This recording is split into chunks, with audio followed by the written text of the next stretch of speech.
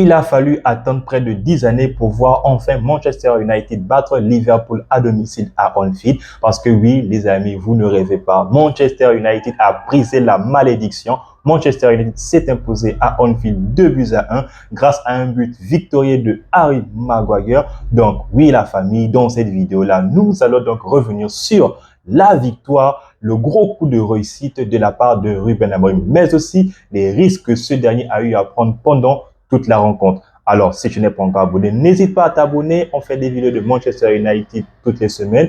Sinon, reste bien assis confortablement et le débrief commence tout de suite.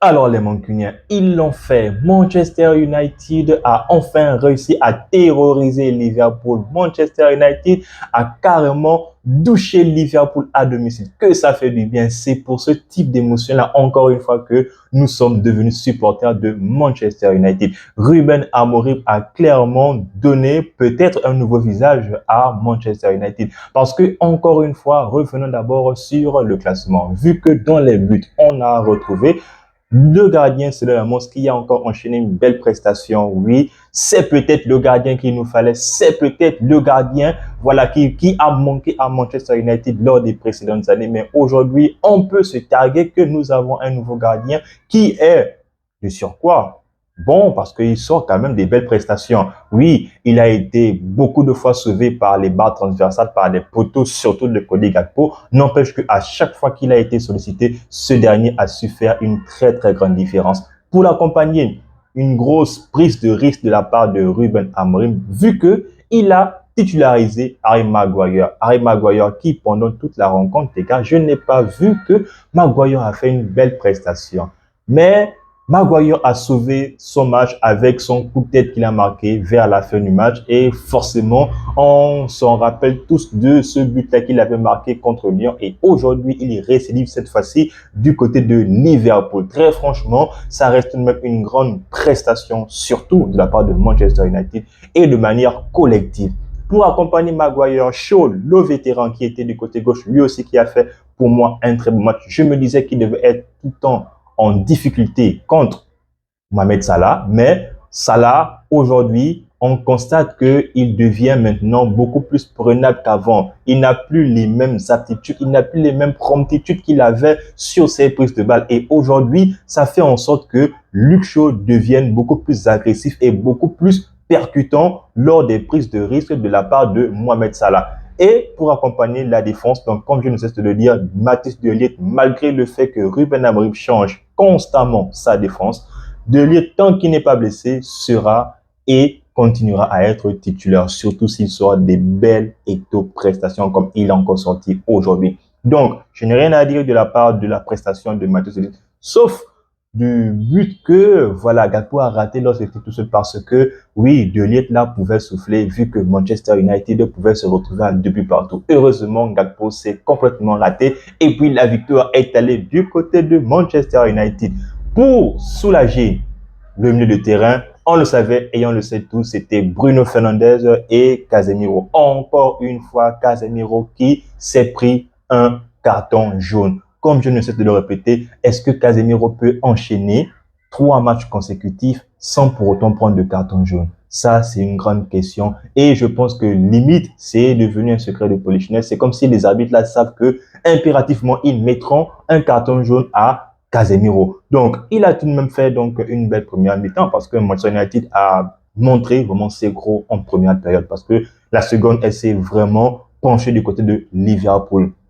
Bruno Fernandes, qui lui, au fur et à mesure que le match était en train donc d'avancer, parce que il avait, oui, donc la possibilité de pouvoir nourrir ses coéquipiers, mais en seconde mi-temps, Bruno Fernandes perdait énormément de ballons. Ça, c'était quelque chose qui pouvait faire mal à Manchester, surtout si Liverpool était vraiment dans une forme stratosphérique, comme par exemple le Liverpool de la première partie de la saison dernière. Donc, heureusement, les mauvaises passes et les mauvais contrôles, surtout de Bruno Fernandes, n'ont pas valu donc un but ou bien une action décisive de la part de l'équipe adverse. Pour les accompagner, à gauche, le piston gauche, c'était Diogo Dalot. Diogo Dalot, très franchement, je ne sais même pas pourquoi il termine le match. Voici un joueur qui, malgré le fait qu'on le balade ici et là, j'ai l'impression qu'il n'arrive clairement pas à progresser.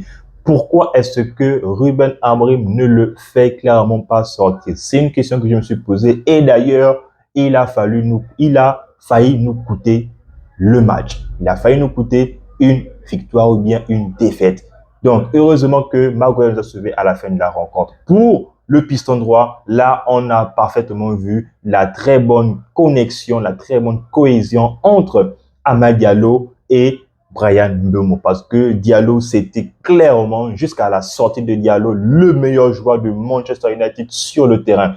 Donc, ça reste mon avis. Vous dites-moi dans les commentaires si, en première mi-temps, jusqu'à ce que Amad Diallo sorte, est-ce qu'il y avait un joueur qui faisait beaucoup plus de différence, un joueur même avec ou bien sans ballon qui avait un aura beaucoup plus élevé que Amad Diallo. Donc, je reste ouvert, bien évidemment, à un joueur qui faisait bien mieux. Et l'attaque s'est terminée par qui? Par Mount, Cunha et puis Mbeumo. Donc, Cunha qui, lui, a carrément progressé au fur et à mesure que le match ne faisait que s'intensifier. Parce que oui, comme je l'ai dit, première action de but, la famille, c'est le premier but de Manchester United. Pour les parieurs là, voilà, qui avaient donc peut-être misé sur la toute première action de Manchester, s'ils avaient misé sur le but de Manchester, je pense qu'aujourd'hui, ou bien en ce moment précis même, ils sont en train de baigner dans des lingots d'or parce qu'il fallait le faire et puis personne ne pouvait s'y attendre. D'ailleurs, les commentateurs disaient que c'est la première fois depuis très très longtemps que Manchester United parvient à marquer un but dans les premières minutes à Anfield. C'est quelque chose qui n'est jamais arrivé et ça peut être donné le temps de la rencontre. Parce que oui, Manchester United a clairement joué sur ses forces vives. Ses forces vives sont lesquelles? Jouer rapidement en transition. Le jeu tout le temps dessiné de Ruben Amorim était qu'à chaque fois que le ballon était dans les pieds de Sonny Ramos, il dégageait toujours afin que les joueurs offensifs puissent prendre le ballon pour essayer d'avoir beaucoup plus d'opportunités. Encore une fois, Manchester United a prouvé pendant toute la première période que ça reste la meilleure équipe à avoir tiré énormément de fois. Sauf qu'aujourd'hui, Manchester a tiré plusieurs fois et Manchester United s'est retrouvé gagnant de cette rencontre-là. Donc, le premier but, très franchement, Maguire, comme je le dis, qui avait presque raté ça parce que heureusement que Bruno Fernandes était là parce que à la base, il y avait un cafouillage vu que Van Dijk vient mettre le coude à son coéquipier McAllister, ce qui a fait en sorte qu'il y avait peut-être donc un embroglio. Heureusement,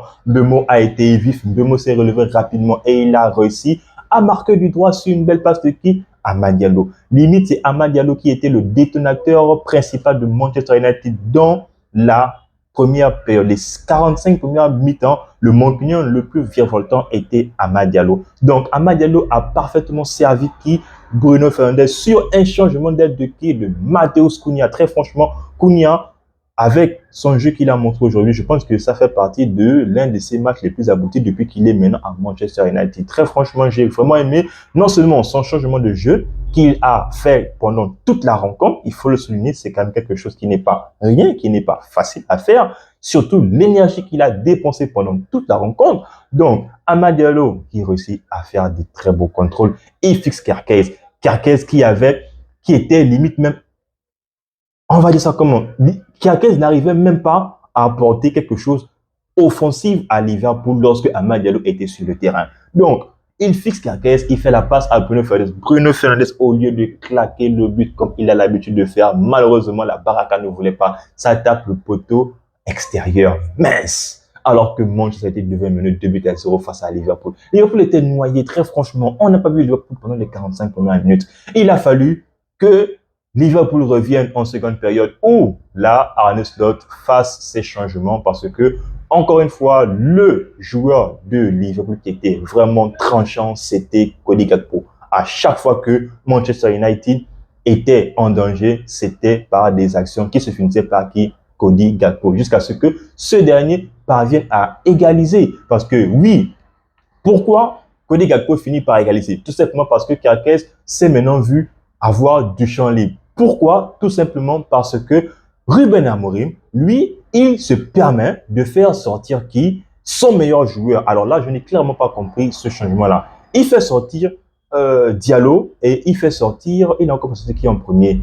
Il a fait sortir encore qui en premier? Et Casemiro. Casemiro, moi, ça se comment parce que, oui, il vient à peu de prendre un carton jaune. Donc, Ugarte le remplace et puis, qui vient remplacer le meilleur joueur mancunien sur le terrain? C'est Dorgo. Limite, je me disais que ça devait être Dalot qui devait sortir parce que Dalot ne proposait rien. Donc, une fois que Diallo sort, Dalot prend le côté pistonnage de Diallo. Mais il fout la merde parce que lui ne fait que reculer et puis quelqu'un ne fait qu'avancer. Et c'est la raison pour laquelle non seulement Liverpool a égalisé, mais aussi Liverpool attaquait beaucoup plus du côté droit parce que le côté gauche était vraiment bouché par Luke Shaw. Parce que oui, il y a une action, je pense, qui était une action, donc le contre-attaque de Liverpool où Luke Shaw est venu donc tacler. Alors là, très franchement, j'ai vraiment aimé donc l'agressivité de la part de Luke Shaw qui a vraiment montré tout son mental. Encore une fois, voici le Luke Shaw que nous, Mancuniens, aimons voir et voulons voir pendant une saison régulière.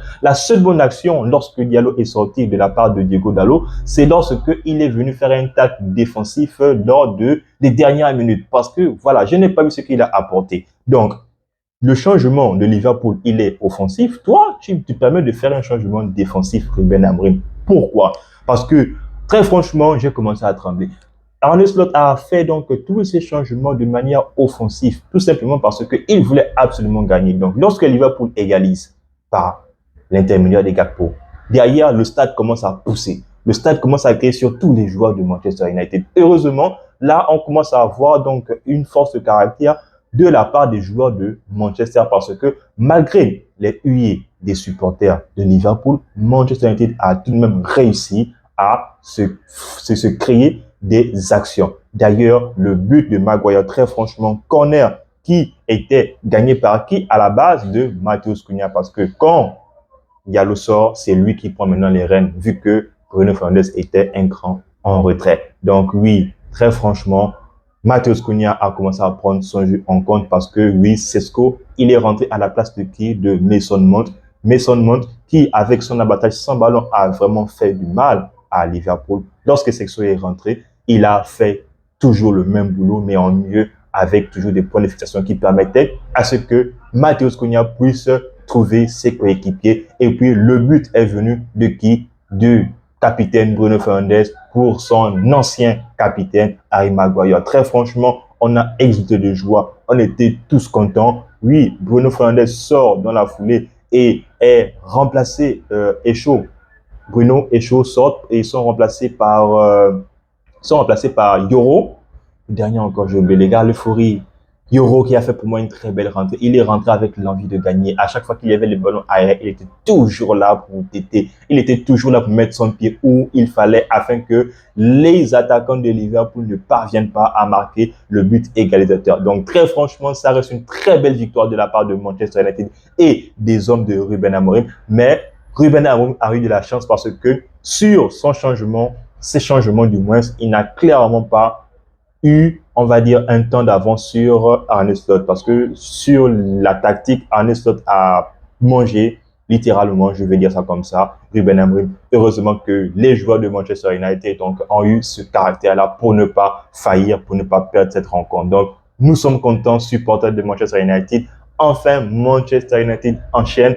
Manchester United bat Liverpool à domicile, ça fait forcément du bien. Et puis, Manchester United commence peut-être à prendre de la confiance. Donc, on reste maintenant sur notre fin parce que le prochain match, c'est contre qui? C'est contre Brighton. Manchester United se retrouve 9e du classement devant Brighton. Donc, il faudrait impérativement que Manchester United continue. Et pourquoi pas une 3e victoire d'affilée de la part de Ruben Amorim et ses hommes. Donc, vous la famille, dites-moi dans les commentaires si vous aussi, vous étiez donc bluffé pendant cette rencontre-là. Je me ferai une joie de vous lire. En attendant, on reste en sa bonne, on reste en santé, mais aussi et surtout, tous mancuniers.